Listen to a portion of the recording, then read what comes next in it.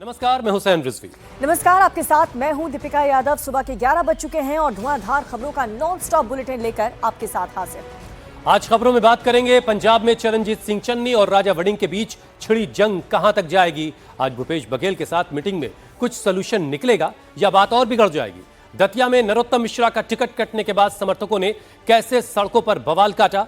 राम मंदिर ट्रस्ट का नया सीईओ कौन होगा? क्या कोई महिला भी ट्रस्ट की सीईओ बन सकती है? और वहीं तेलंगाना में कैसे पॉक्सो लगाए जाने से नाराज एक शख्स ने कर दिए हैं 6 मर्डर। जयपुर में 9 साल की अमायरा के स्कूल में आखिर क्या हुआ था? पहाड़ से मैदान तक बादल कैसे आफत बने हुए हैं? इन तमाम खबरों पर विस्तार से बात होगी।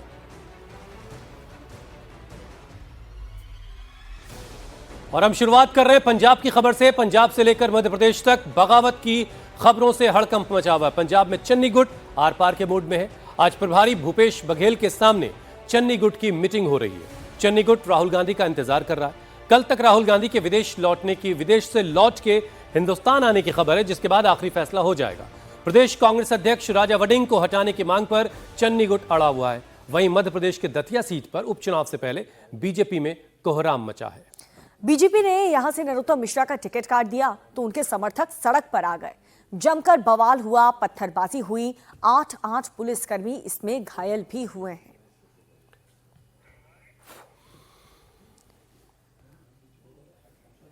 तो एक तरफ पंजाब में कांग्रेस चुनाव से पहले कलह में फंसी हुई नजर आ रही है, तो दूसरी तरफ मध्य प्रदेश में उपचुनाव से पहले बीजेपी से टिकट के लिए कोहराम मच चुका है। दतिया में बीजेपी के अंदर भयंकर बगावत हो चुकी है और टिकट की लड़ाई सड़क पर आ गई है।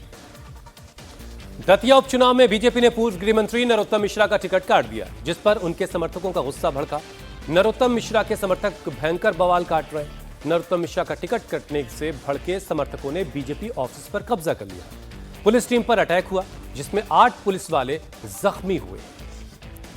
अब जिला अध्यक्ष समेत पूरी कार्यकारिणी ने सामूहिक इस्तीफा दे दिया है। समर्थकों ने NH-44 झांसी दिल्ली हाईवे पूरी तरह से बंद कर दिया, जिसकी वजह से कई किलोमीटर लंबा जाम लग गया।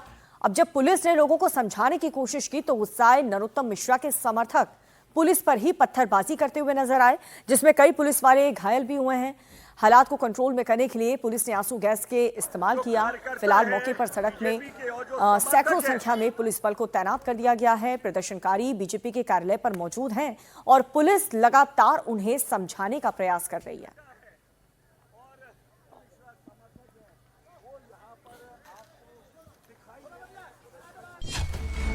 MP से पंजाब तक बगावत का गदर।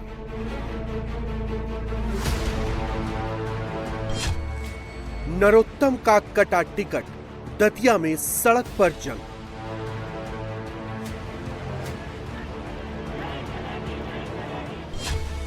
टायर फूके, जमकर नारे, नरोत्तम समर्थक खूब भड़के।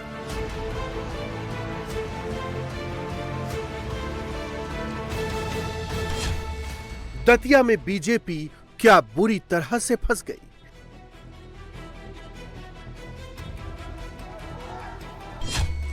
वड़िंग वर्सेस चन्नी, पंजाब में कांग्रेस पूरी फंसी।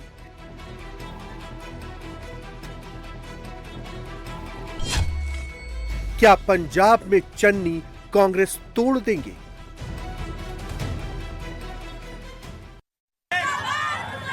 इन दोनों खबरों पर, जो पंजाब से आ रही है वो खबर और जो दतिया से आ रही है, मध्य प्रदेश के दतिया से, इन दोनों पर अपडेट के लिए हमारे 2 सहयोगी इस वक्त हमारे साथ जुड़ चुके हैं। पुनीत परिंजा हमारे साथ चंडीगढ़ से हैं, जबकि पहले पुनीत को जरा सुन लेते हैं। बीजेपी ने नरोत्तम मिश्रा की जगह आशुतोष तिवारी को दतिया से उपचुनाव में अपना उम्मीदवार बना दिया, जिसे लेकर इस वक्त भयंकर नाराजगी नरोत्तम मिश्रा के समर्थकों में है। नरोत्तम मिश्रा के एक समर्थक ने खुद पर पेट्रोल डालकर आत्मदाह करने की कोशिश की। रघुवीर सिंह कुशवाहा ने विरोध में इस्तीफा दे दिया है। नगर पालिका अध्यक्ष समेत सैकड़ों की तादाद में कार्यकर्ता बीजेपी कार्यालय के अंदर इस वक्त मौजूद हैं। नरोत्तम मिश्रा के समर्थक अड़े हुए हैं, धमकी दे रहे हैं कि अगर आशीष तिवारी से टिकट वापस लेकर नरोत्तम मिश्रा को नहीं दिया गया तो वो भोपाल तक आंदोलन करेंगे। अब देखिए, हाईवे जाम के चलते ट्रैफिक पूरी तरह से ठप हो चुका है। तकरीबन 20 किलोमीटर लंबा जाम यहां पर लगा हुआ है। तो दतिया में उपचुनाव को लेकर नरोत्तम मिश्रा पर जिस तरह से टिकट कटा है, उसको लेकर नरोत्तम मिश्रा के जितने भी समर्थक हैं वो न सिर्फ बवाल कर रहे हैं बल्कि पुलिस बल पर भी हमला करते हुए नजर आए।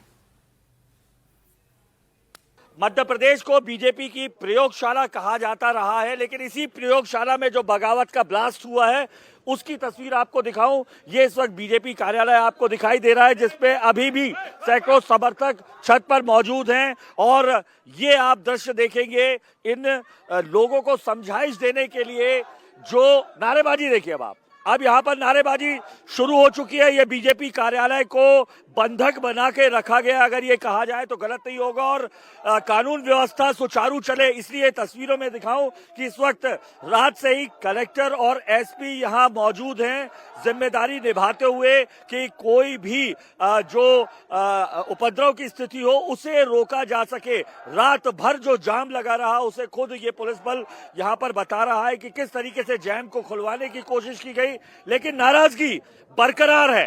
ये तस्वीर जो इस वक्त इंडिया टीवी आपको लाइव दिखा रहा है, इस तरीके की तस्वीरें राजनीति में, बीजेपी की राजनीति में कभी दिखाई नहीं दी, जहां पर पुलिस इसलिए खड़ी है कि जिस पार्टी की सरकार है उसी पार्टी के कार्यकर्ता उसी पार्टी का ऑफिस को कब्जा कर पथराव कर रहे हैं, और पुलिस कोशिश कर रही है समझाइश देने की और कानून व्यवस्था संभालने की लगातार। ये तस्वीरें आप देखिए, लगातार नारेबाजी ये रुक नहीं रही है। कल रात से इसी तरीके से जो पूरी की पूरी जो नरोत्तम मिश्रा के जो कार्यकर्ता हैं उनकी नाराजगी दिखाई दे रही है, और इस वक्त अगर हम कोशिश भी कर रहे हैं, कलेक्टर मौजूद हैं यहाँ, एक बार उनसे एसपी साहब से बात कर लेते हैं। सर, अभी भी ये टकराव की स्थिति दोनों तरफ से दिखाई दे रही है, कब ये खत्म होगा, कब ये चीजें समाप्त होंगी? 10-12 घंटे से ऊपर हो चुके हैं। नहीं, आप देख सकते हैं कि जाम खुल चुका है, जाम पूरी तरह से खुल चुका है और यातायात सुचारू हो चुका है। अभी जो बचा कुचा है, ये जो कुछ हुड़दंगी अभी भी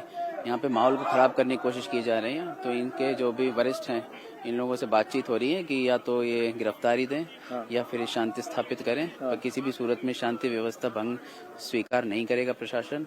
और जिला प्रशासन और पुलिस प्रशासन का स्पष्ट संदेश है, अब किसी ने भी शांति भंग की तो उस पर सख्त कार्रवाई की जाए। सर, खुद आप बोल रहे हैं वरिष्ठों से, जिला अध्यक्ष खुद अंदर मौजूद हैं, इंडिया टीवी बात करके आए हैं, वो रिजाइन देके बैठे हैं, वो तो बाहर निकलने की बात नहीं कर रहे हैं जब तक, खैर वो राजनीतिक उनका मामला है कि टिकट नहीं बदलेगा, लेकिन ऐसे में प्रशासन तो क्या करेगा? पथराव हो रहा है, गाड़ियां टूटी फूटी पड़ी हुई है, देख रहा हूँ, जैम की स्थिति आ गई है, कैसे संभालेंगे? नहीं, अब पथराव की स्थिति नहीं है, पथराव खत्म हो चुका है, अब बस डायलॉग चल रहा है और डायलॉग जल्दी खत्म होगा और ये व्यवस्था वापस सुचारू हो जाएगी। तो तस्वीरों में आपको लगातार दिखा रहे हैं, पुलिस यहाँ पर पूरा मौजूद है कि किसी भी तरीके से माहौल न बिगड़े। कलेक्टर भी साथ हैं, एक बार हम उनसे फिर भी बात कर लेते हैं।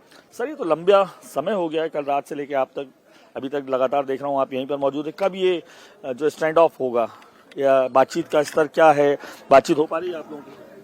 अभी ये उनका निजी कार्यालय है जी, निजी कार्यालय में रहते हैं, हमें दिक्कत नहीं। हम लोग इस पे नज़र बनाए रहते हैं कि हमारा जो नेशनल हाईवे है या नेशनल प्रॉपर्टीज है, जो पब्लिक प्रॉपर्टीज है, उसको कोई नुकसान ना हो, और जैसे रेलवे ट्रैक है उस पर नुकसान ना हो। बाकी वो विरोध करे, वो पथराव की स्थिति हमने देखी ना, आप पथराव के लिए हम सख्त रहेंगे। अब प्रशासन सख्त है, अगर जरूरत पड़ती है तो तुरंत कार्रवाई होगी। तो कोई प्रतिबंधात्मक कार्रवाई की बात नहीं चल रही कि कोई? हमने जारी किया है अभी 144, जिसको पहले कहते थे, जो कि अभी इसके सामने 144 लगा दिए, जिसको अब बीएनएस की धारा 163 में होती है, वो लगा दिया गया है। अब हम 5 से ज्यादा अगर बाहर, मैंने निजी जगह पे नहीं लेकिन पब्लिक जगह पे 5 से ज्यादा लोग अगर इकट्ठा होंगे और अशांति भंग करने का प्रयास करेंगे तो उनके खिलाफ कार्रवाई होगी। तो ये दतिया कलेक्टर हैं स्वप्निल वानखेड़े जी, जिन्होंने बताया कि अब 163 बीएनएस की धारा जो पहले 144 हुआ करती थी दतिया में, उसे लागू करा दिया गया है। अब फिलहाल दतिया में धारा 163 लागू कर दी गई है। बिना अनुमति के सभा जुलूस पर फिलहाल पाबंदी लगा दी गई है। 5 से ज्यादा लोगों के जुटने पर एक्शन होगा, और हालात अगर बिगड़ते हैं तो पुलिस ने अतिरिक्त बल तैनात भी कर रखा है। पुलिस ने कुछ कार्यकर्ताओं को हिरासत में भी लिया।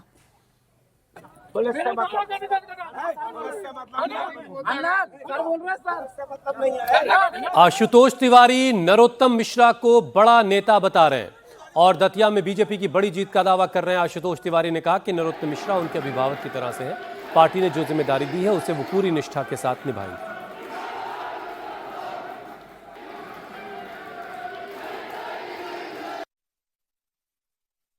नहीं, हमारे पार्टी के बहुत ही वरिष्ठ नेता हैं वो। अनजाने में किसी प्रकार की उसकी उस समय की कोई बातें रही होंगी, पर हमारी पार्टी के वरिष्ठ नेता हैं आदरणीय नरोत्तम जी भाई साहब। और भारतीय जनता पार्टी में माननीय मोदी जी जैसा नेतृत्व है जो पूरे दुनिया के वैश्विक नेता के नाते हैं। और प्रदेश में हमारे यशस्वी मुख्यमंत्री आदरणीय डॉक्टर मोहन यादव जी, पार्टी में हमारे प्रदेश अध्यक्ष आदरणीय हेमंत खंडेलवाल जी भाई साहब हैं। ऐसा कुशल नेतृत्व है, सबका मार्गदर्शन मिलेगा, सब अच्छा होगा। तो आशीष तिवारी को सुन रहे थे आप। इन्हीं को टिकट मिला है नरोत्तम मिश्रा का टिकट काट करके। बहरहाल नरोत्तम मिश्रा के समर्थक इस समय कुछ भी सुनने के लिए तैयार नहीं है। पिछले 14 घंटे से उन्होंने दतिया के बीजेपी दफ्तर को अपने कब्जे में ले रखा है। बाहर बड़ी संख्या में पुलिस फोर्स तैनात है। बीच बीच में पथराव की भी खबर आ रही है। कुछ घंटे पहले नरोत्तम मिश्रा के समर्थकों ने पुलिस टीम पर भयंकर पथराव किया था, जिसके बाद पुलिस को भी उन्हें काबू करने के लिए हल्के बल का इस्तेमाल करना पड़ा। डॉक्टर नरोत्तम मिश्रा दतिया विधानसभा के हैं। जब से वो दतिया में 2008 से आए, तभी से दतिया की भारतीय जनता पार्टी इतनी सरसब्ज हुई कि हम यहाँ पर लगातार जीत हासिल कर रहे हैं। उसके पहले हम केवल एक बार चुनाव जीते 90 में, उसके अलावा हम कभी चुनाव नहीं जीते। उनके आने के बाद हम लगातार चुनाव जीत रहे और सारे चुनाव जीत रहे। आज भारतीय जनता पार्टी का जिला पंचायत का अध्यक्ष, उपाध्यक्ष, तो उनको टिकट तो बीजेपी ने दिया ना, तभी तो जीते ना। तो अब अगर बीजेपी ने किसी दूसरे को टिकट दे दिया तो इतनी नाराजगी नहीं। ये नाराजगी नहीं है, ये हमारे कार्यकर्ताओं के मन की पीड़ा है।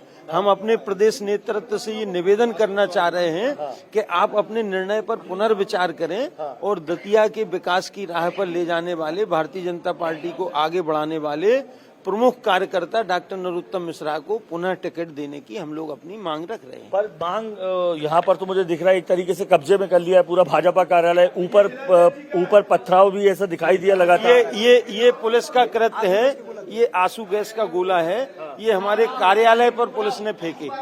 जब हमारे पथराव तो दोनों साइड से दिखाई दे रहा था, ऊपर छत से भी दिख रहा था। आप निवेदन सुने ना, अगर हमारे ऊपर कोई पत्थर फेंकेगा तो आत्मरक्षार्थ के लिए तो हमें बंदूक भी मिलती, तो हम अपनी आत्मरक्षा नहीं करेंगे। और इस खबर पर लेटेस्ट अपडेट के साथ हमारे सहयोगी अनुराग अमिताभ दतिया से जुड़ चुके हैं। अमिताभ, यहाँ पर क्या समर्थकों का जो नाराजगी थी वो शांत हुई और साथ ही 163 धारा लागू कर दी गई है, उसको लेकर के क्या सिचुएशन है ग्राउंड पर?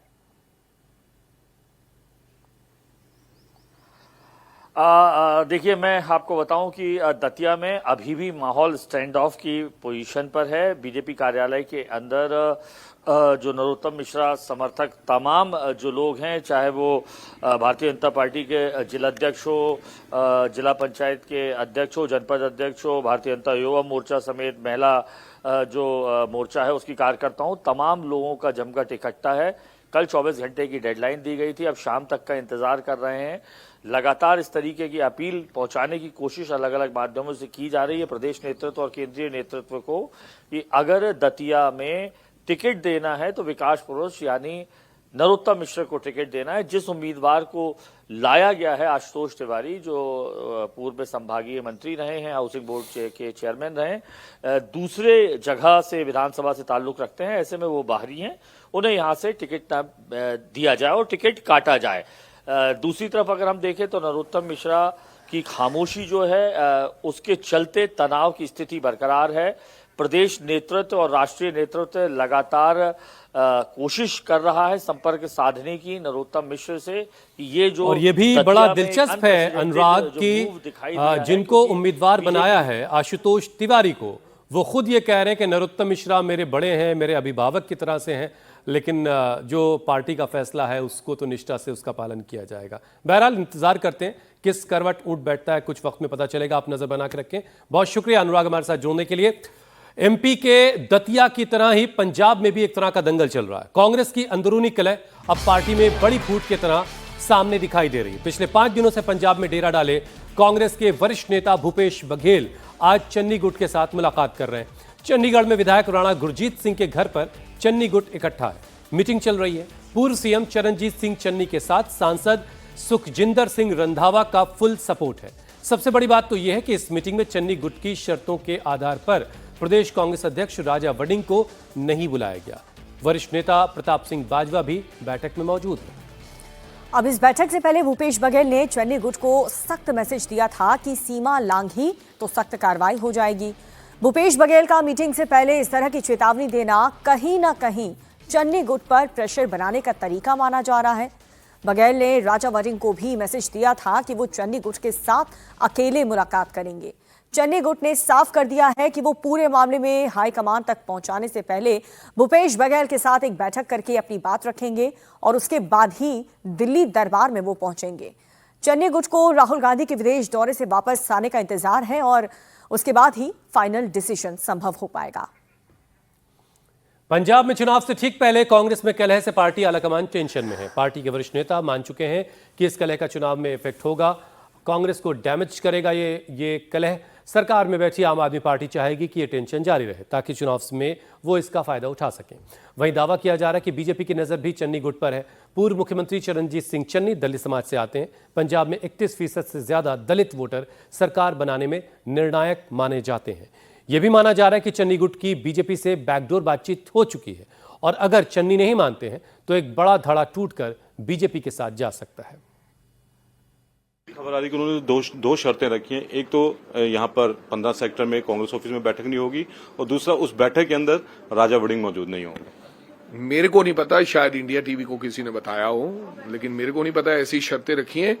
और नेचुरली यार, जब उनकी कोई मेरे से अलग बात है तो नेचुरली वो मेरे से अलग करेंगे। क्या हो जाएगा मोरिंडा में भी तो ऐसा हो सकता है कि उसमें जब मैं बैठूंगा तो मैं मतलब कि बैठना ही नहीं चाहिए। मेरे को लगता है कि पहले वो भूपेश बघेल साहब से बात करेंगे, फिर हम लोग बैठ के बात कर लेंगे। चन्नी आएंगे उसमें? यार अब चन्नी साहब से पूछिए, पर मेरे को खबर है कि आएंगे। सुना तो यही है, बाकी पता नहीं है। अब पूर्व सीएम चरणजीत सिंह चन्नी को एक सांसद और 7 विधायक का खुला सपोर्ट मिल रहा है। कई बड़े नेता और कई विधायक पीछे से चन्नी का सपोर्ट कर रहे हैं। राजा वडिंग को पंजाब के 23 जिला अध्यक्ष का सपोर्ट है। ऐसे में कांग्रेस पार्टी बुरी तरह से फंसी हुई नजर आ रही है। दोनों ही गुट अपना पावर दिखा रहे हैं। राजा वडिंग जट सिख समाज से आते हैं। तकरीबन 20% वोटर इस समाज के हैं। चन्नी गुट इस वक्त आर पार के मूड में है और इसीलिए मीटिंग हो रही है। इंतजार सिर्फ राहुल गांधी के आने का है। चन्नी गुट ने करीब बगावत का फैसला कर लिया था, लेकिन हाईकमान ने रोका। पहले आलाकमान ने दावा किया था कि 7 जुलाई तक राहुल गांधी लौट आएंगे, लेकिन अब राहुल गांधी के लौटने में कुछ देर हो रही है। इससे घमासान और बढ़ रहा है। अब कहा जा रहा है कि कल यानी 12 जुलाई तक राहुल गांधी दिल्ली आ जाएंगे और उसके बाद कोई फैसला हो जाएगा। इस बात का राजा वडिंग जी को उनको कहना, भाई मैं तो तेरे साथ कभी रूठा ही नहीं, तेरे साथ तो एक ही था रंधावा। ये अपने में देख के रंधावा क्यों रूठ गया। आज उसको जहां बैठे होना चाहिए था मेरे साथ। मैं सीनियर भी हूं उससे, उसका सपोर्टर भी हूं। गर्मा गर्मी जहाँ थोड़ा गिले शिकवे पार्टियों में होते रहते हैं और हमारी पार्टी इंटरनल डेमोक्रेसी देती है ये बात कि अपनी बात रखो और अपनी बात रख के उस पर फिर बातचीत रखो। तो मेरे को नहीं लगता कि ऐसे कोई मतभेद हैं कि जो हमारे ठीक नहीं हो सकते। ऑलरेडी सबसे बातचीत होती है, वो बोलते हैं यार चलो इकट्ठे बैठ के बात करेंगे, वो इकट्ठे हैं हम इकट्ठे हैं। तो ऐसा कुछ नहीं है कि जो ठीक नहीं हो सकता है। कल रंधावा साहब राणा गुरजीत के घर में थे तो वहां पर उन्होंने कहा कि आप राजा वडिंग से पूछिए कि उनको एक ही रंधावा जानता था और वो क्यों नाराज है। नहीं, रंधावा तो मेरे को बहुत जानते हैं, लेकिन वो मेरे बड़े भाई साहब है। रंधावा जी मेरे बड़े भाई साहब है और राजनीति में कोई गुस्सा गिला नहीं होता। मेरे को लगता है कि बहुत देर बाद, कई सालों बाद वो राणा जी के घर गए होंगे। क्यों अल्टीमेटली राणा जी उनके घर या वो उनके घर गए होंगे। स्थायी कोई दुश्मनी नहीं होती राजनीति में।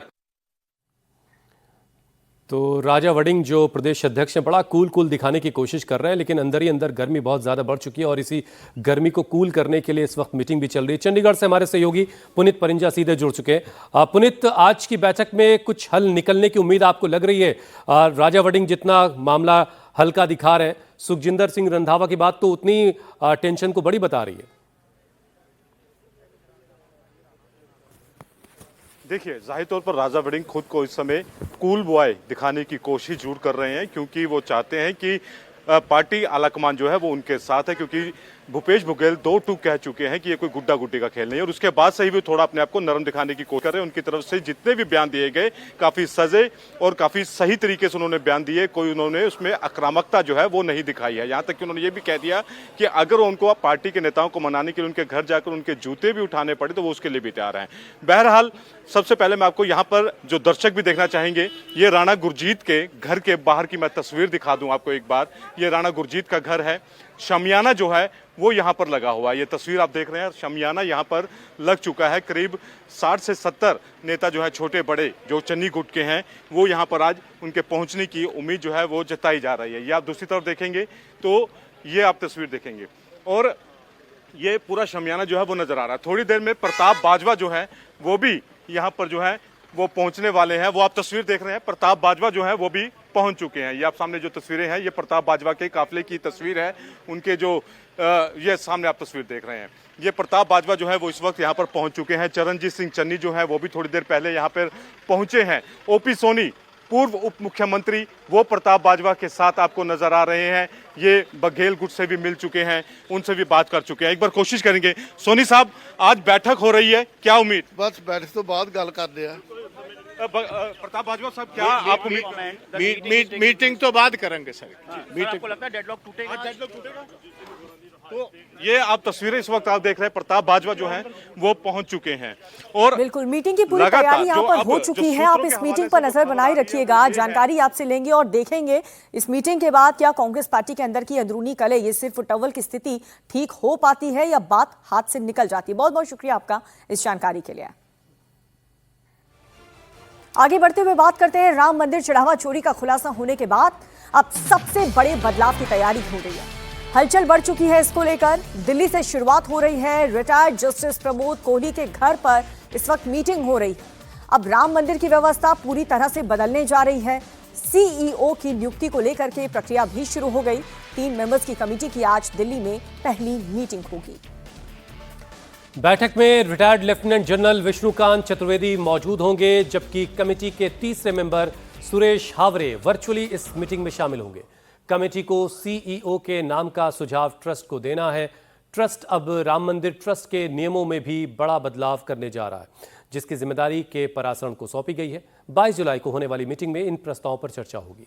1 महीने का टारगेट रखा गया है। महीने भर के अंदर पूरी चयन प्रक्रिया को कंप्लीट कर लिया जाएगा। सबसे बड़ी खबर यह है कि महिला सीईओ के नाम पर भी विचार हो रहा है।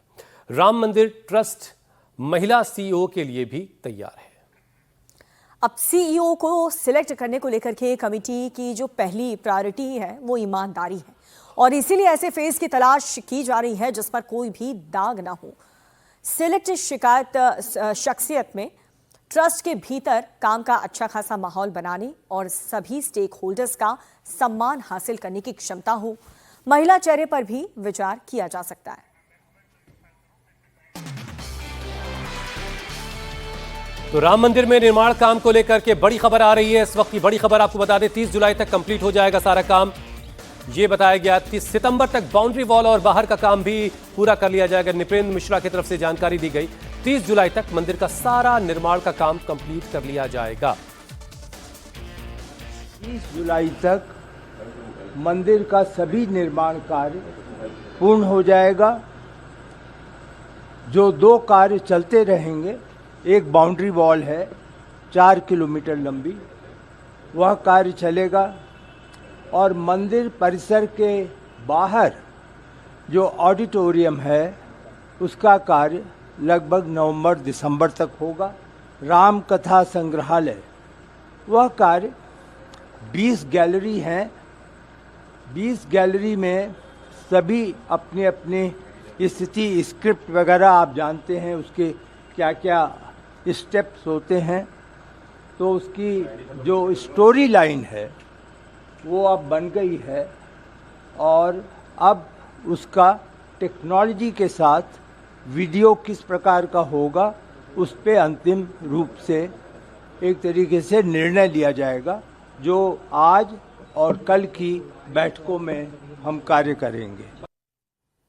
तेलंगाना के रंगारेड्डी जिले से एक ऐसी खबर आई है जिसे सुनकर आप हैरान रह जाएंगे। एक सिरफिरे ने जेल से छूटते ही 6 लोगों को मौत के घाट उतार दिया।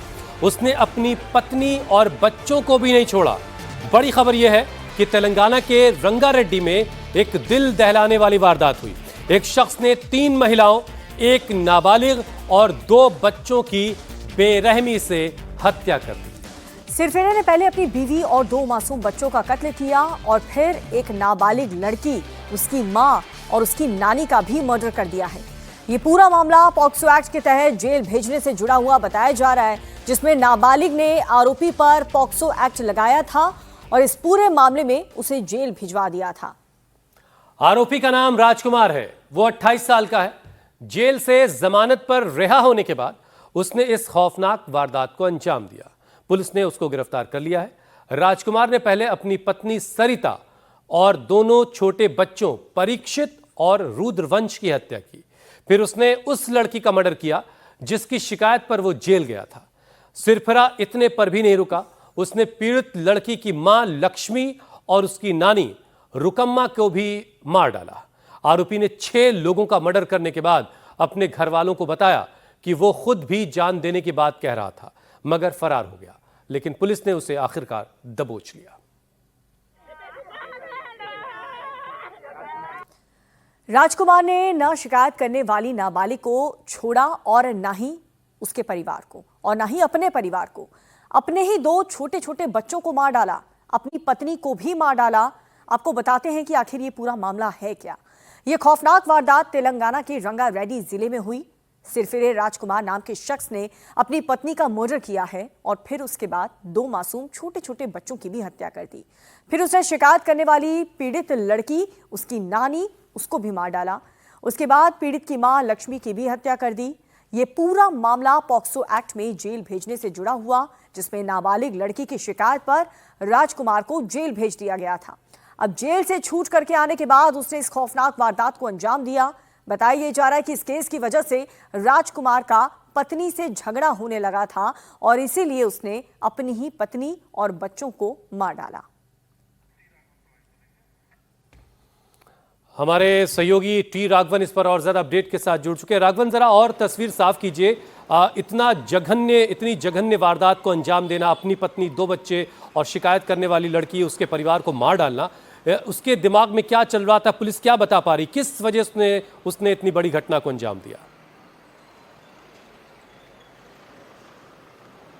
वाकई देखिए हुसैन, पूरा राज्य इस जघन्य अपराध की घटना के बाद सन्न है। पुलिस कमिश्नर ने थोड़ी देर पहले एक जो जानकारी दी है वो अपडेट मैं आपको बता दूं। उन्होंने कहा कि ये जो आरोपी था ये जेल नहीं गया था। मई महीने के आखिरी में उस पीड़िता ने, जो नाबालिग है, एक केस इसके ऊपर छेड़खानी का लगाया था। क्योंकि एक केस जो है वो 7 महीने के कम की सजा वाला था। 15 दिन ये अपने गाँव से भाग गया। उसके बाद इसने एक एंटीसिपेटरी बेल जो है वो दाखिल की और बेल पर यह छूट गया। तो इसका मतलब ये हुआ कि इसे कभी जेल जाना नहीं पड़ा। लेकिन उसके बाद तक ये चुप था। कल देर रात करीब 11:57 पर इसने अपने पिता को फोन किया और कहा कि इसने 6 लोगों की हत्या कर दी है, जिसमें उसकी पत्नी, 2 बच्चे, ये पीड़िता, उसकी मां, उसकी नानी शामिल है। और उसके बाद ये खुद भी सुसाइड कर रहा है। उसके बाद से इसका फोन स्विच ऑफ आ रहा है। पुलिस अभी इस आरोपी को लगातार ढूंढने में जुटी हुई है। ये जो घटना हुई है, ये एक्चुअली ये जो दोनों घर हैं आपस में, ये 200 से 250 मीटर की दूरी पर हैं, ऐसा संगारेड्डी पुलिस कमिश्नर ने बताया। और ये बताया कि ये जो लड़की कोचिंग इंस्टीट्यूट जाती थी, नाबालिग,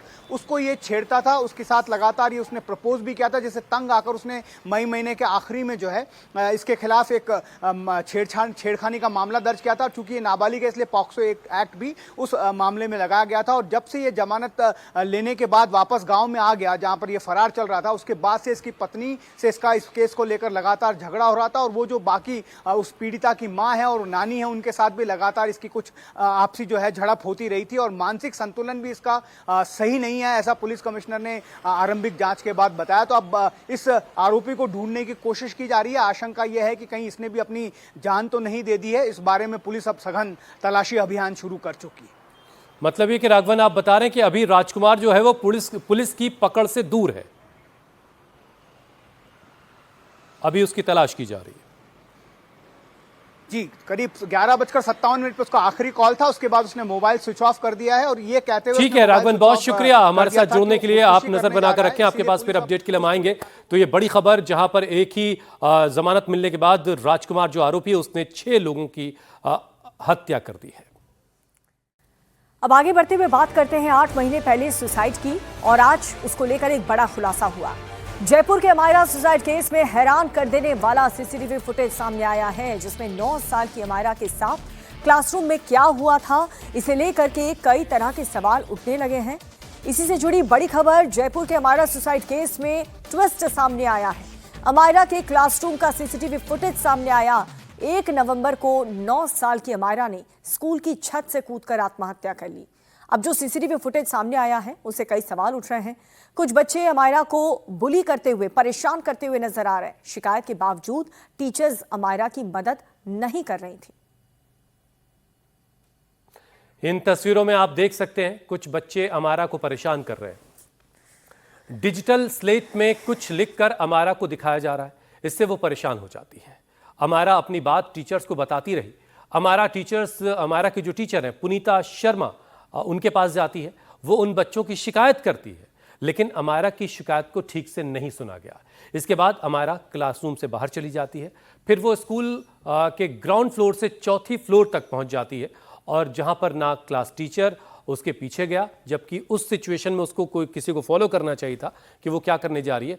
आखिरकार अमायरा ऊपर जाती है और वहां से उसने कूद करके, अब ये आखिरी वक्त की तस्वीरें हैं, आप देखिए ये बच्ची यहां से बालकनी तक ऊपर गई है उसके बाद, और वहां से जाकर के उसने छलांग लगा दी। यह केस जयपुर के एक हाई प्रोफाइल स्कूल का है। अमायरा की मौत को लेकर उस वक्त काफी हल्ला भी मचा, बड़ी कार्रवाई के दावे किए गए, लेकिन मामला ठंडे बस्ते में चला गया। और अब अमायरा के घर वालों ने क्लासरूम के सीसीटीवी का फुटेज जारी किया है, जिसमें क्लासरूम के अंदर अमायरा के साथ क्या हुआ यह बताया जा रहा है। घर वालों का आरोप है कि अमायरा को परेशान किया गया था, जिसकी वजह से उसने खुदकुशी जैसा कदम उठाया। 9 साल की अमायरा के खुदकुशी के मामले में जो सीसीटीवी सामने आया है, उसने तमाम सवाल इस नीरजा मोदी स्कूल प्रशासन पर खड़े कर दिए हैं। दरअसल जो चार्जशीट में जो वीडियो संलग्न हुआ है और जो अमायरा के पिता ने जो वीडियो दिया है, उसमें साफ दिखाई दे रहा है कि अमायरा को बुलिंग करने का प्रयास किया जा रहा था। जो क्लासरूम में जो स्टूडेंट्स बैठे थे वो लगातार अमायरा को बुली कर रहे थे, और इसकी शिकायत अमायरा बाकायदा टीचर से करने की कोशिश कर रही थी, लेकिन ना टीचर ने सुनी, ना स्कूल प्रशासन ने इस पर ध्यान दिया। हैरानी की बात यह है कि सीसीटीवी का पूरा एक्सेस स्कूल के प्रिंसिपल के पास होता है, और प्रिंसिपल कहीं ना कहीं मॉनिटर करती है हर क्लासरूम की, जिसमें टीचर का आखिरकार वहां पर काम क्या है, किस तरीके से वो बच्चों को पढ़ा रही है, या क्लासरूम में बच्चे किस तरीके से टीचर से संवाद कर रहे हैं। इन तमाम चीज़ों पर ध्यान ही नहीं दिया गया, और तमाम चीज़ों को देखते हुए लगातार जो अमायरा परेशान होती रही। सीसीटीवी में जो चीज़ें सामने आई हैं उसके मुताबिक परेशानी के चलते अमायरा नीचे से यानी ग्राउंड फ्लोर से ऊपर तक गई, और उसके बाद उसने छलांग लगा दी और वहीं पर उसकी मौत हो गई। संदिग्ध के घेरे में सबसे पहले सवाल उठता है स्कूल प्रशासन के प्रिंसिपल इंदु दुबे के ऊपर, जिसने ना ही उस क्लासरूम में बैठे टीचर पर कोई कार्रवाई की, ना उससे कोई पूछताछ की गई कि आखिरकार अमायरा परेशान क्यों है, डिप्रेस क्यों है, और जो उसको बुलिंग की जा रही है जो कि सीसीटीवी में दिखाई दे रहा है, इसके बारे में पूछताछ क्यों नहीं की गई। अब सवाल तमाम पुलिस पर भी खड़े होते हैं कि क्या जो चार्जशीट दायर की है उसमें इन तमाम मुद्दों को लेकर क्या दोबारा पूछताछ की जाएगी, क्योंकि सीसीटीवी फुटेज जिस तरीके से आए हैं उसके बाद एक बार फिर से ये नीरजा मोदी स्कूल प्रशासन सख्ते के घेरे में आ चुका है।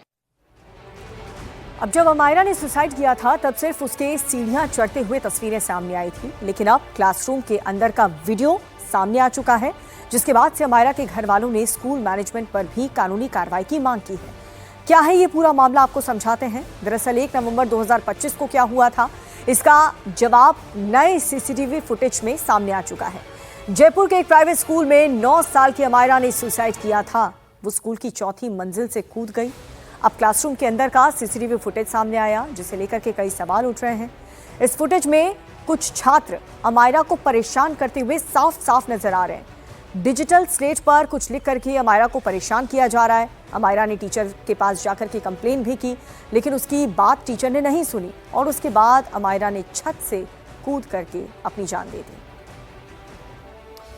जयपुर के अमायरा सुसाइड केस से जुड़ी एक और बड़ी खबर आपको बताते हैं। अमायरा के घर वालों ने पुलिस की जांच पर सवाल उठाया। चार्जशीट में हल्की धाराएं लगाने का आरोप भी अमायरा के पिता ने लगाया।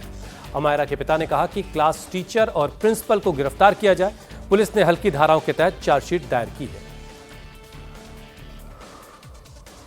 हमारा ये मानना है कि ये चार्जशीट अभी भी अधूरी है, क्योंकि सीसीटीवी फुटेज और पूरे घटनाक्रम से साफ होता है कि हमारा क्लासरूम में विजिबल डिस्ट्रेस थी। वह बार बार क्लास टीचर पुनीता शर्मा के पास जा रही थी, अपनी बात समझाने की कोशिश कर रही थी, लेकिन उसके बाद भी उसे कोई प्रोटेक्शन या काउंसलिंग नहीं दिया गया।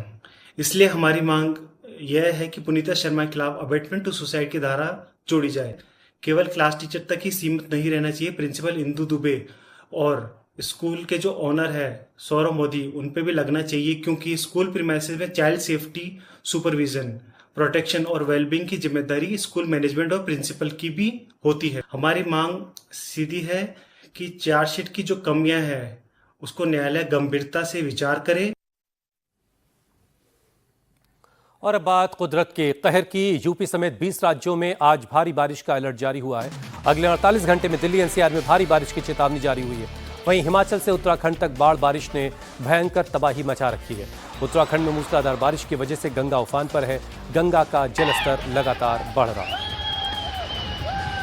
और मौसम विभाग के मुताबिक यूपी, बिहार, दिल्ली, राजस्थान, हरियाणा, उत्तराखंड, हिमाचल प्रदेश समेत 20 ऐसे राज्य जहां पर अगले 48 घंटे में भारी बारिश का अलर्ट है। मैदान से पहाड़ तक मूसलाधार बारिश का अलर्ट जारी। तस्वीर और ये तस्वीरें आप रुद्रप्रयाग की देख रहे हैं। नदी जो है वो उफान पर है। जगह जगह से लैंडस्लाइड की खबरें आ रही। भारी बारिश ने जनजीवन बेहाल कर रखा है। कई जगहों पर अब ये लैंडस्लाइड की वजह से पूरा मलबा जो है वो सड़क पर आ गया। यहाँ तो ये मलबा जो है नदी में जा रहा है, लेकिन कई जगहों पर रूट्स बंद है, ट्रैफिक बंद है। और लगातार ये उत्तरकाशी की तस्वीरें देख रहे हैं आप, जहाँ एक बड़ा सा हिस्सा पेड़ समेत नदी में आकर समा गया।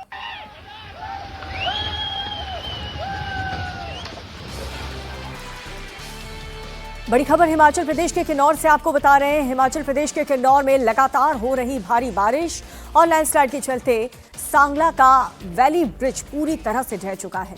पुल गिरने से सांगला घाटी का संपर्क टूट गया, जिससे कई गांव की आवाजाही पूरी तरह से ठप हो चुकी है। भारी बारिश की वजह से पुल के नीचे की जो जमीन है वो पूरी तरह से धंस गई थी, जिससे वैली ब्रिज हवा में लटक गया और जमीन खिसकने के बाद ब्रिज ताश के पत्तों की तरह ढह गया। वीडियो में भी आप साफ तौर पर देख सकते हैं कि कैसे कुछ सेकंड के अंदर ही ये पूरा का पूरा ब्रिज धराशायी हो जाता है। और ये वैली ब्रिज सांगला घाटी को जोड़ने वाली जीवन रेखा माना जाता है। इसके जमींदोज होने से कई क्षेत्र, कई गांव आपस में उनका संपर्क अब कट चुका है।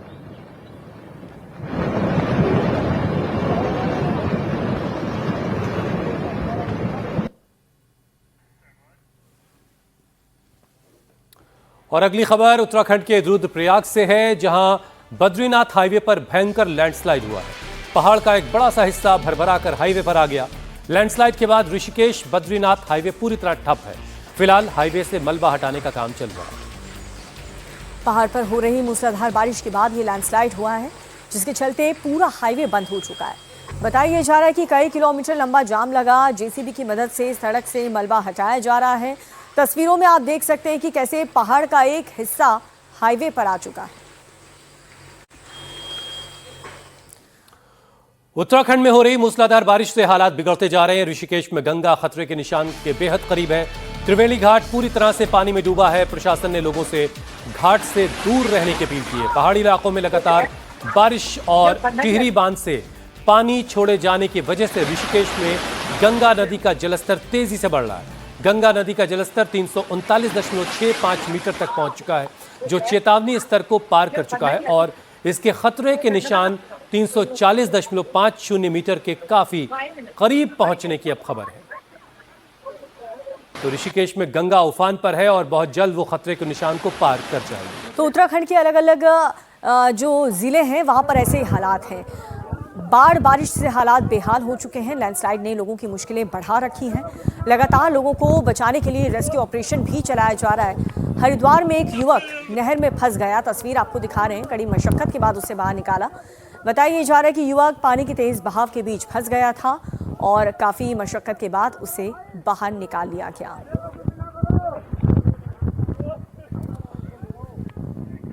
अब आपको शिमला की तस्वीरें दिखाते हैं। शिमला में लैंडस्लाइड हुआ और ये लैंडस्लाइड के बाद देखिए सारा मलबा जो है वो कई गाड़ियों के ऊपर आ गया।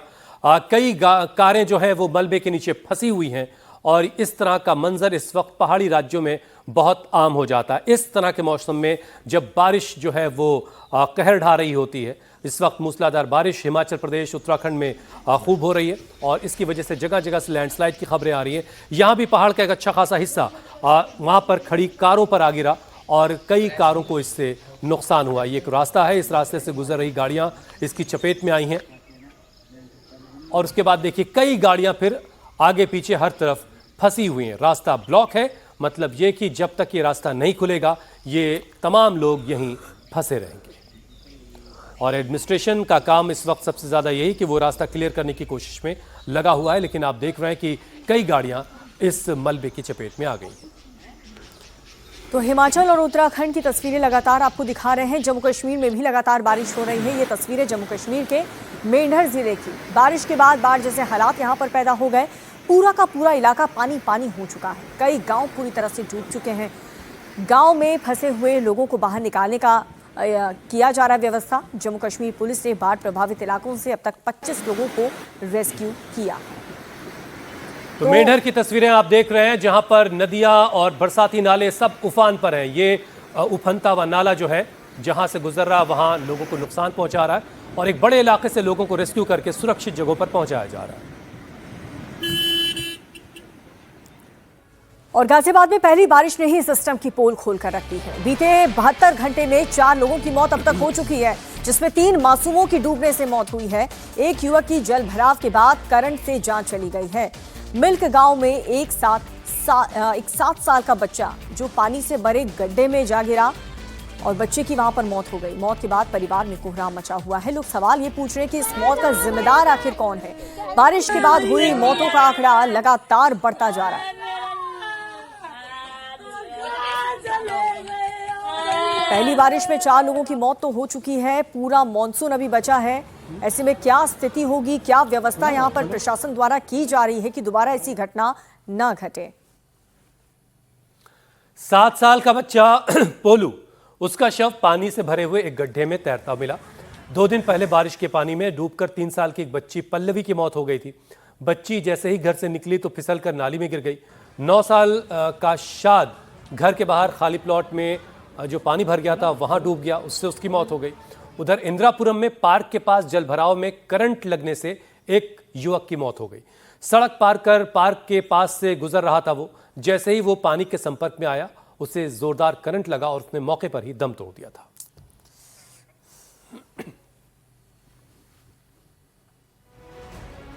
बारिश के बाद नोएडा के सेक्टर 73 सरफाबाद इलाके में सड़क धंस गई। सड़क के साथ साथ नाला, ट्रांसफार्मर और एक निर्माणाधीन साइट का हिस्सा भी क्षतिग्रस्त हो गया। मौके पर मौजूद लोगों ने बताया कि लगातार बारिश के बाद निर्माण स्थल के बेसमेंट में बड़ी अच्छा खासा पानी भर गया था। बताया जा रहा है कि यहाँ करीब 25 से 30 फीट गहरी खुदाई करके डबल बेसमेंट बनाया जा रहा था। पानी भरने और मिट्टी के कटाव की वजह से आसपास की जमीन कमजोर पड़ी, जिससे सड़क का करीब 25 से 30 फीट का हिस्सा इस गड्ढे में धंस गया।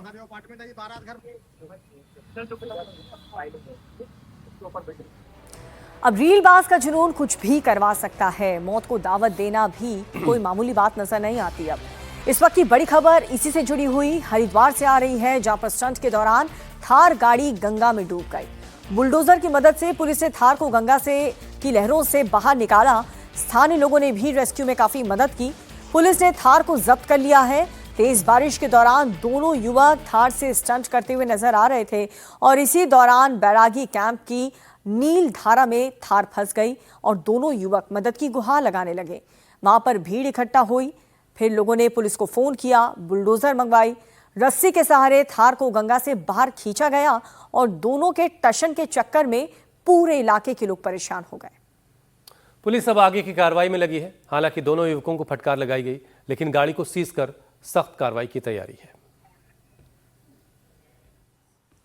थार गाड़ी है, वो कल ठोकर नंबर 10 के पास स्थानीय युवक हैं वो गाड़ी को गंगा नदी में ले जा रहे होंगे, तो गाड़ी फिर पानी का जल स्तर बढ़ गया और वो फंस गए।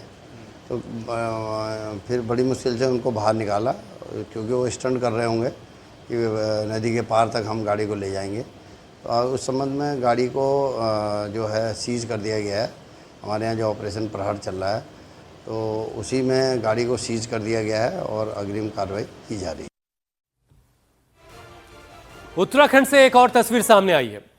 बड़ी महंगी एसयूवी में सवार कुछ युवकों ने पूरे हाईवे पर कब्जा कर लिया।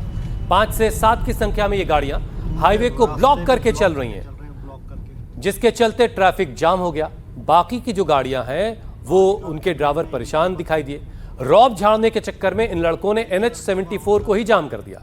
स्लो स्पीड से गाड़ियां चल रही हैं लेकिन पूरे हाईवे को ब्लॉक कर दिया है। तभी पीछे चल रहे एक कार सवार ने उनका ये वीडियो बना लिया और सोशल मीडिया पर डाल दिया है। वीडियो वायरल हुआ तो पुलिस ने संज्ञान लिया और सभी गाड़ियों को सीज कर दिया गया। अब इनके मालिकों के खिलाफ भी कार्रवाई की तैयारी हो रही है। आजकल के नए यूट्यूबर ब्लैक स्कॉर्पियो और थार वाहनों से कुछ युवकों के द्वारा यातायात को अनुचित रूप से बाधित करते हुए मूवमेंट किया जा रहा है, जो एक अनुचित प्रवृत्ति का द्योतक है। और इसमें संबंधित को निर्देशित किया गया है कि इन वाहनों की पहचान करें और इसमें सवार युवकों की पहचान करें और उनके विरुद्ध अग्रिम विधिक कार्रवाई अमल में लाएं, ताकि ऐसी प्रवृत्तियों पर प्रभावी अंकुश लग सके। साथ ही उन वाहन के स्वामियों और उनके अभिभावकों को भी इस संबंध में बुलाकर प्रॉपरली उनको सेंसिटाइज और ब्रीफिंग की जाए। तो आप ये देखिए, पूरी सड़क जो है एक तरीके से ब्लॉक है। मानो सारे दोस्त जैसे सड़क पर एक साथ कंधे से कंधा मिला के चल रहे होते हैं, वैसे ये गाड़ियां चल रही हैं और धीमी रफ्तार में चूंकि चल रही हैं इसलिए पीछे वाली गाड़ियां चल नहीं पा रही हैं और पूरा हाईवे एक तरीके से ब्लॉक है। अब जाहिर है पीछे जो गाड़ी चल रही थी उसमें से किसी एक गाड़ी वाले ने ये वीडियो बना लिया और सोशल मीडिया तक पहुंचा दिया और वहां से ये पुलिस के संज्ञान में आया है। तो अब इन थार वालों और बड़ी बड़ी गाड़ियों वालों की खैर नहीं है।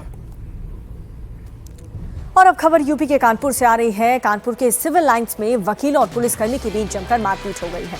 दोनों के बीच सड़क पर जमकर लात घूंसे चले हैं। वीडियो में आप देख सकते हैं मौके पर मारपीट करने वाले पुलिसकर्मी के अलावा कुछ अन्य पुलिसकर्मी भी नजर आ रहे हैं। सभी मुखदर्शक बने रहे। वीडियो वायरल होने के बाद कांस्टेबल को सस्पेंड कर दिया गया। बताया जा रहा है कि कांस्टेबल नशे में धुत था।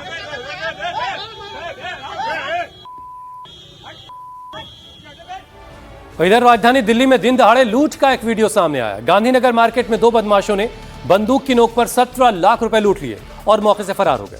लूट की यह घटना सीसीटीवी में कैद हुई है, जिसमें दिखाई दे रहा है कि बाइक पर 2 लुटेरे आते हैं और फाइनेंस ऑफिस के बाहर स्टाफ को बंदूक दिखाकर पैसों से भरा बैग लेकर फरार हो जाते हैं। एक बदमाश ने हेलमेट लगाया हुआ जबकि दूसरे ने मास्क लगा रखा है। गली में कई लोग अपने काम में लगे हुए, लेकिन बदमाशों ने बिना डरे और पकड़े जाने की परवाह किए बगैर बंदूक तान दी और नोटों से भरा बैग छीनकर वहां से फरार हो गए। पुलिस अब सीसीटीवी के आधार पर आरोपियों की तलाश कर रही है।